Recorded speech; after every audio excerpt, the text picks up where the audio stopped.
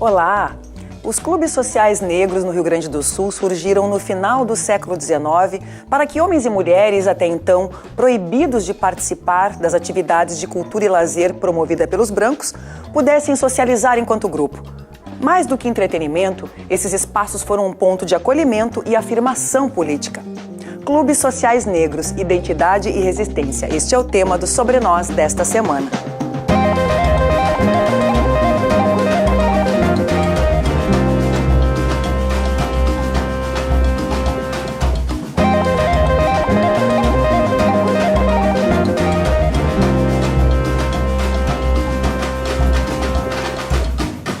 O mapeamento do Instituto de Patrimônio Histórico e Artístico Nacional registrou a existência de mais de 150 clubes sociais negros no país.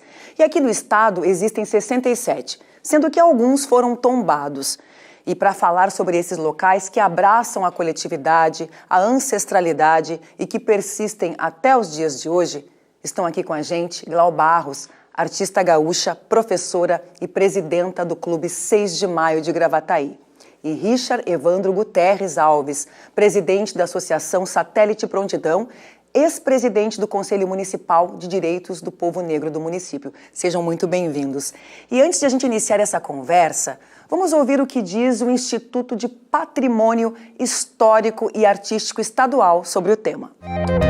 O Estado do Rio Grande do Sul fez o registro, fez o reconhecimento e o tombamento de 2 clubes negros. O Fica Aí Pra Ir Dizendo, que é do município de Pelotas, e o Clube 24 de Agosto, em Jaguarão. O Clube de Pelotas, ele ocupa um imóvel desde 1954, mas um imóvel importante para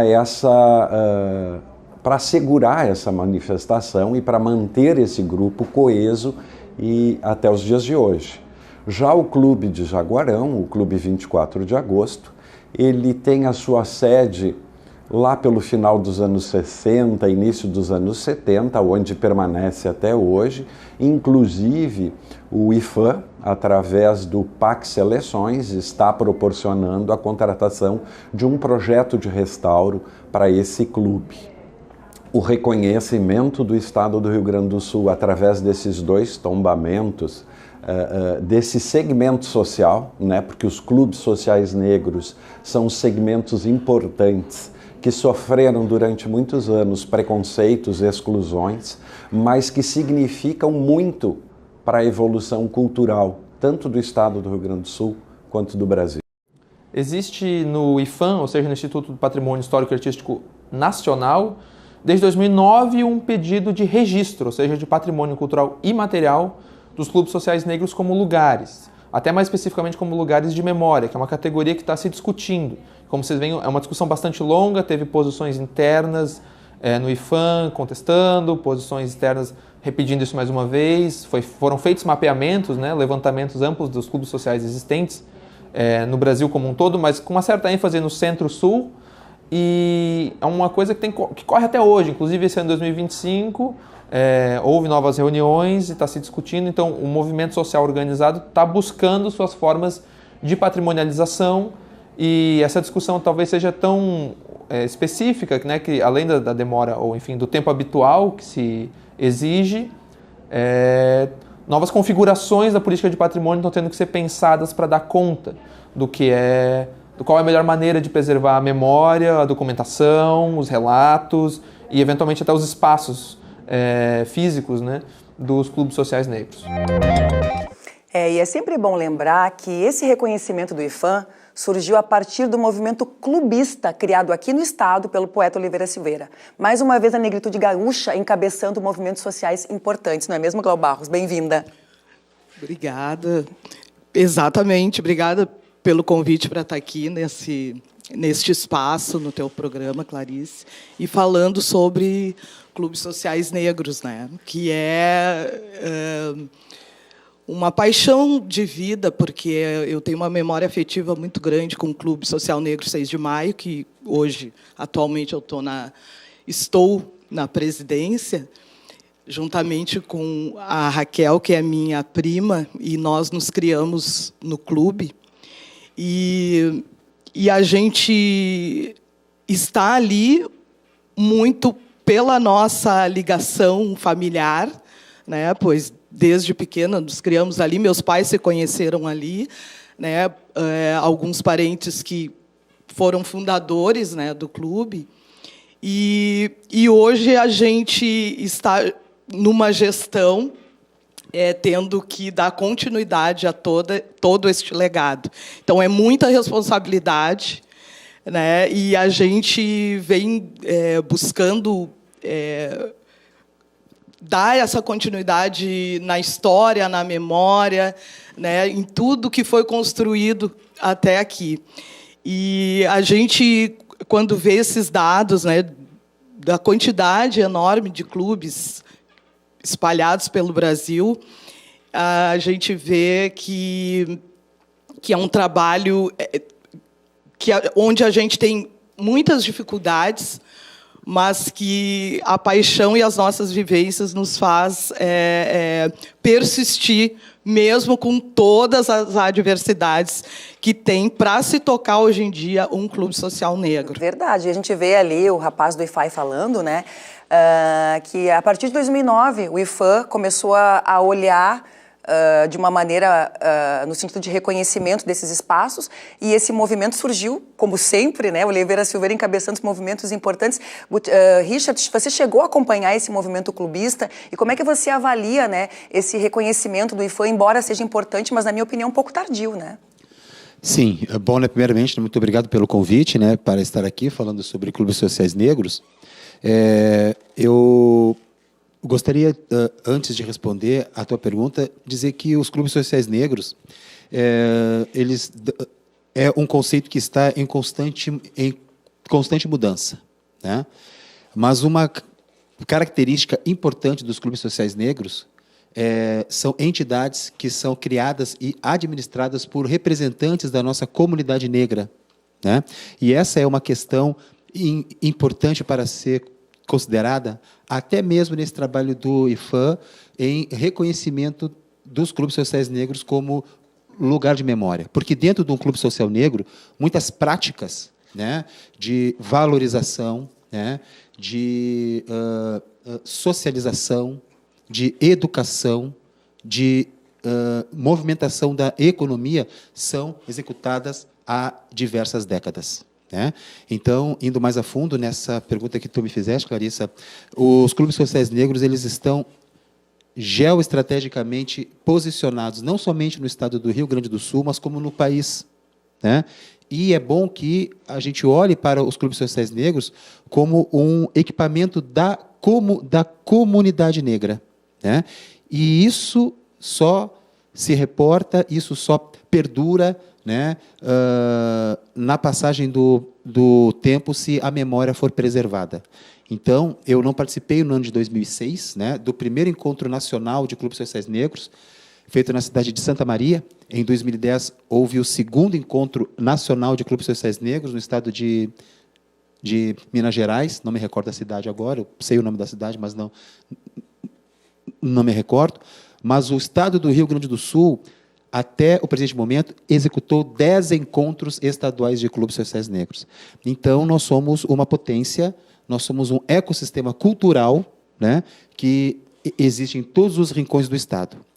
Conduzir os trabalhos de um clube social negro, ele não é simples, né? Haja vista as características socioeconômicas da nossa população negra, né? Certo. Mas, concluindo, há que se ter um carinho e uma atenção especial para os clubes sociais negros, né, que são locais de famílias negras, e por isso que ele persiste por várias e várias décadas, né? Um pouco dos clubes sociais negros. Sim. Aqui do nosso estado. Como a Glau comentou no início, né, o 6 de maio vem aí de uma relação que parte de uma relação familiar. E o clube completa o ano que vem 70 anos, Glau. Fala um pouco para a gente o que representam esses 70 anos na cidade de Gravataí, na região metropolitana de Porto Alegre, para quem não conhece, e quais são os preparativos para essas 7 décadas. Então, a gente tem uma expectativa muito grande para esses 70 anos, né? 70 anos de história. E relembro aqui muito do meu pai, dos meus tios, que eram jogadores das agremiações de clubes não negros da cidade. E quando eles jogavam nesses clubes e ganhavam os títulos, não podiam comemorar os títulos nestes clubes, né? Então, a gente quer fazer um evento muito que signifique muito, não só para a nossa comunidade negra, associados, parceiros, amigos do 6 de maio, mas também para a comunidade de Gravataí, pois lá a gente tem ainda estes clubes, e esses clubes funcionam a pleno vapor, com muitos sócios, e nós, com o pouco que temos, estamos aí há 70 anos, né, resistindo. Então, não será um evento, né? São diversas programações que a gente está pensando para o ano que vem.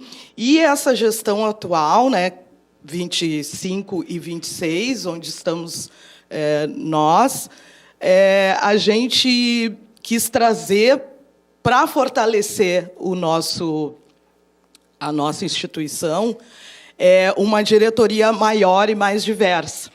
Nós temos no nosso estatuto 4 setores, né, da diretoria, que é o social, beneficente, cultural e de esporte.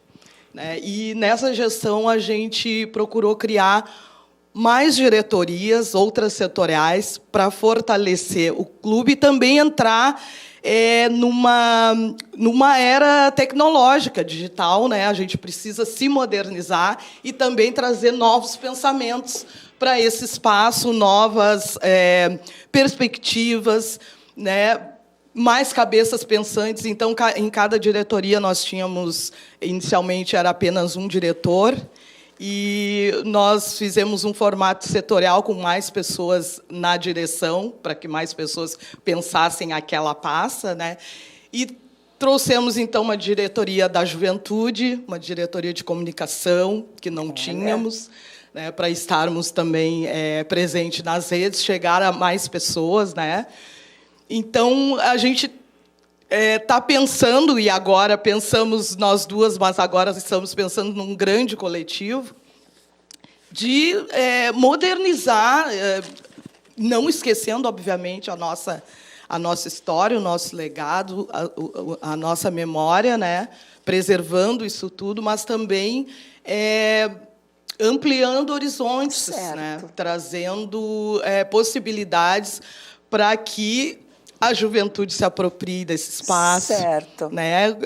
Que comece lá a fazer os seus movimentos, né? Temos hoje uma parceria também, um dos diretores culturais. A pasta da cultura tem 4 diretores, mas um deles é presidente da Associação do Hip Hop de Gravataí. Então, ele já está fazendo lá um grande movimento de levar os jovens, né? O hip hop, que tem uma ligação total com a nossa cultura, né? É um dos braços da nossa cultura negra. Então,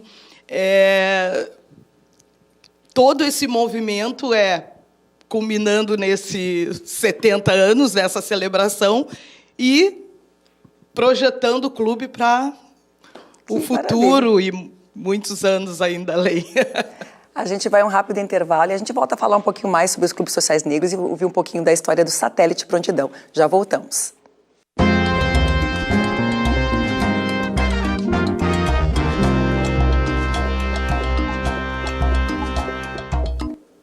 Estamos de volta com Sobre Nós, e quando falamos em clubes sociais negros, não podemos deixar de falar da Sociedade Floresta Aurora, a entidade mais antiga do estado. Vamos ouvir o presidente José Flávio Rocha Silveira.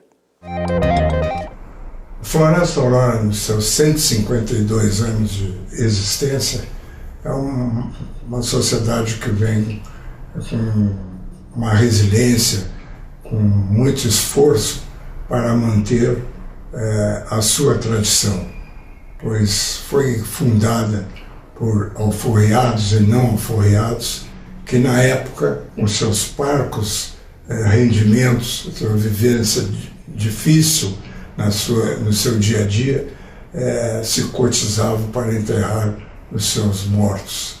E está no DNA da Sociedade Floresta Aurora, nesse um século e meio, em manter esta tradição, preocupada com as políticas públicas, dentro da sociedade civil.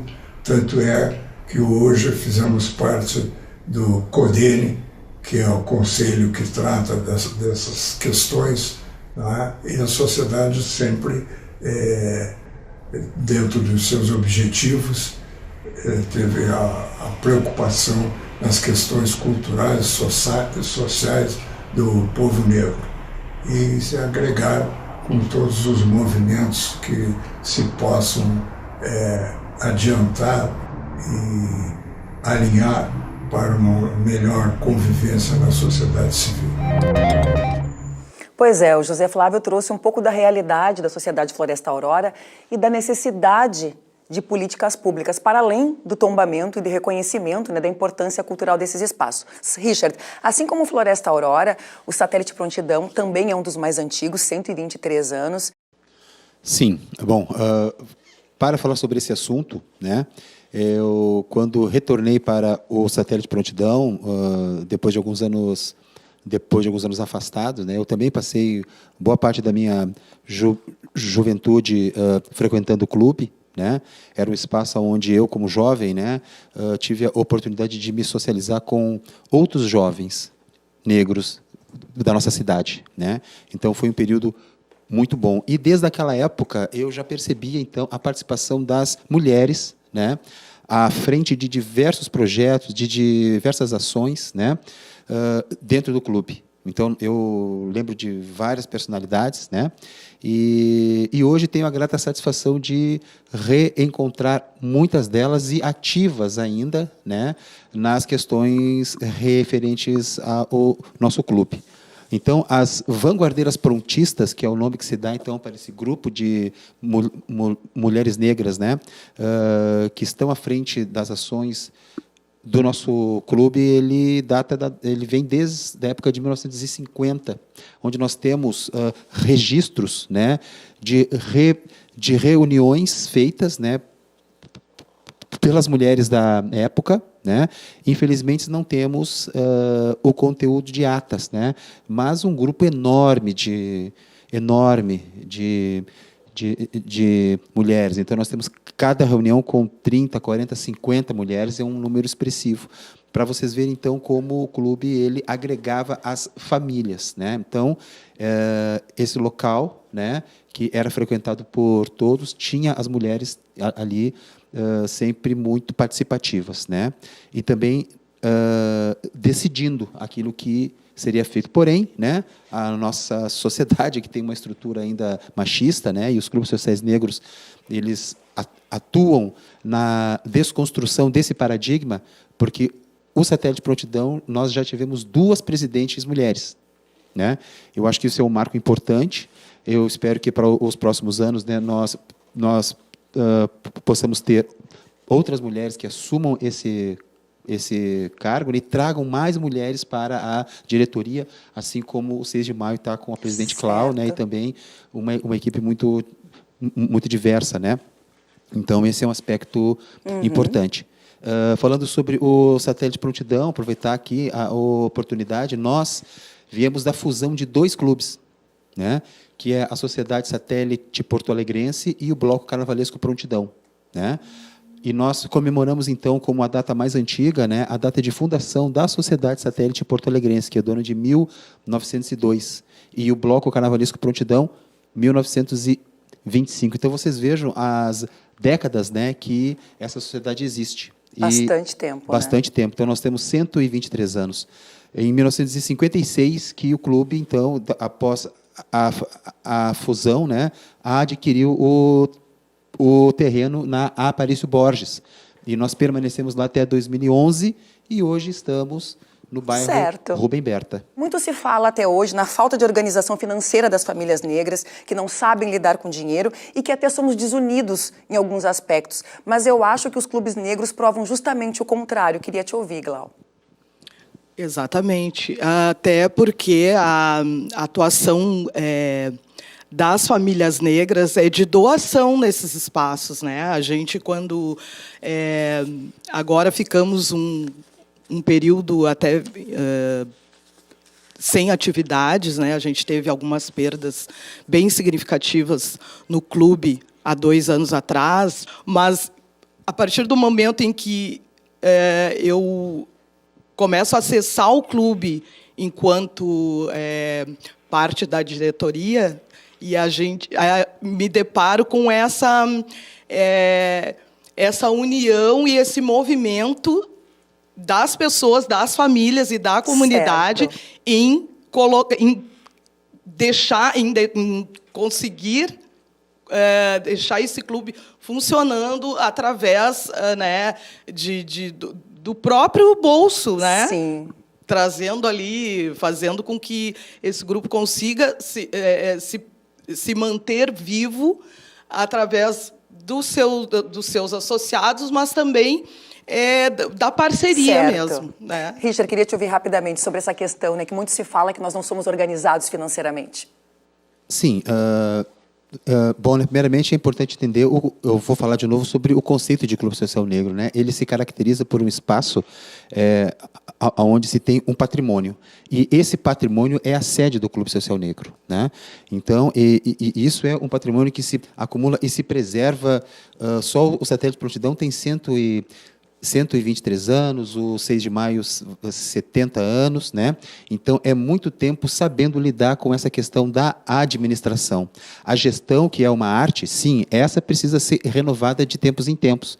E os clubes sociais negros, hoje, eles estão numa época que foi citada aqui pela Clau, né, de modernização sem perder suas origens, né? A origem dos clubes sociais negros, ela vem justamente pela falta de ação do Estado. Nós não atuamos somente na questão do pecúlio, lá com a Sociedade dos Desvalidos, com a função do Floresta Aurora, né, na sua criação, com uma caixa de pecúlio, pensão e outras ações que hoje são realizadas pelo Estado, né? Nós também, como Clube Social Negro, nós atuamos na educação, que é uma vertente muito presente no Satélite Prontidão, que é o vanguardeiro de cursos pré-vestibulares comunitários, né? Direcionado para jovens e pessoas negras e negras, né? Então, o Clube Social Negro, e tudo isso é gestão, tudo isso é preservação do patrimônio, seja ele físico, seja ele cultural, né? E principalmente o patrimônio maior, que são as pessoas. E isso nós sabemos fazer muito bem. A questão de captação de recursos, a questão de aumento de receita, isso tudo é cíclico. Isso tudo é cíclico. Hoje, a sociedade em si tem outras oportunidades, mas os clubes, eles se preservam. E isso é saber lidar com o patrimônio. A gente está quase se encaminhando ao final do programa, mas ainda temos alguns minutinhos. Eu queria finalizar aqui para a gente falar um pouquinho do cenário futuro dos clubes sociais negros, né? Como eles estão fazendo para se manter e qual é a expectativa que vocês têm nos próximos 20 ou 30 anos? O Satélite Prontidão, o 6 de maio. Como é que vocês vislumbram isso, Glau? Fala um pouquinho. Então, hoje a gente tem algumas políticas públicas, né, que a gente pode acessar para movimentar o clube e também auxiliar, né, na permanência dele em atividade. Mas ainda são muitos os entraves, né? Agora mesmo, para acessar uma certa verba, a gente teve que fazer a ata de posse, cartório, são vários encargos, só aí R$400. Então, a gente, para se permanecer em atividade e com tudo legalmente, né, formalizado, é muito dispendioso, são muitos impostos, enfim. Com o advento de editais voltados, né, à população negra, à cultura negra, a gente já consegue ver aí no futuro uma forma de se manter vivo e pulsante, né, podendo acessar esses mecanismos.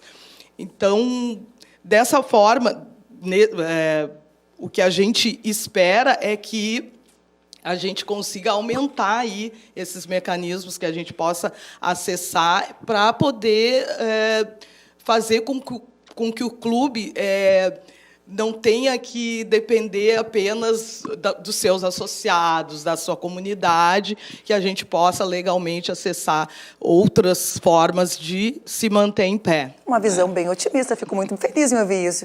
Você também, Richard, tem essa visão otimista? Sim, eu tenho uma visão bastante otimista, né? Quando nós chegamos lá, né, no satélite de prontidão, as dificuldades eram bastante significativas. Eu vejo isso como natural, porque toda entidade passa por ciclos, né? Mas a força do Clube Social Negro ela é tão grande que nós estamos, assim como tantos outros clubes pelo país, continuamos vivos, continuamos resistindo, né? O Floresta Aurora hoje está substituindo o satélite de prontidão na pasta Clubes Sociais Negros dentro do CODENE. Então, nós, o satélite de prontidão, éramos o representante dos Clubes Sociais Negros dentro do Conselho do Estado, né, de desenvolvimento do povo negro, reforçando a ideia que foi trazida pela Clau aqui, né? As mais políticas públicas para os clubes sociais negros. Por quê? Porque a comunidade negra brasileira ainda sofre muito as consequências